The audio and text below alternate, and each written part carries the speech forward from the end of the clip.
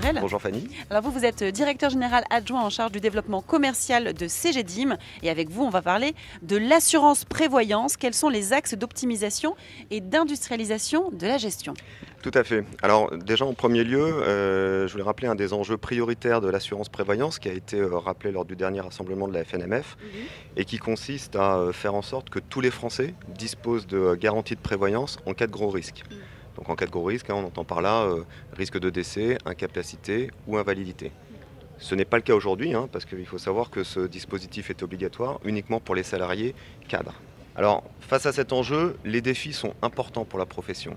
D'abord, la profession doit faire face au vieillissement de la population, risque aggravé par potentiel report des départs en retraite, de l'âge de départ en retraite. Okay.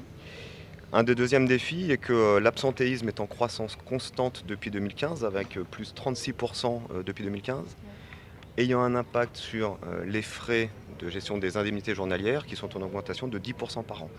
Et comment vous faites face, vous, à ces grands défis?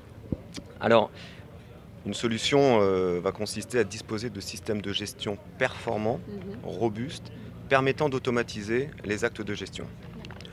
Comme par exemple l'automatisation de la gestion de la DSN, permettant d'affilier en masse, d'éviter de le traiter manuellement, l'automatisation de la gestion des sinistres, comme notamment la déclaration et la dématérialisation des indemnités journalières, mais également l'automatisation de la transmission des arrêts de travail par la sécurité sociale.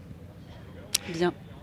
Un dernier point qui est quand même important et qui se développe, qui a été très présent dans le domaine de l'assurance vie en épargne, c'est de développer ce qu'on appelle le self-care, c'est-à-dire rendre l'assuré autonome, notamment dans la déclaration de ses sinistres en ligne.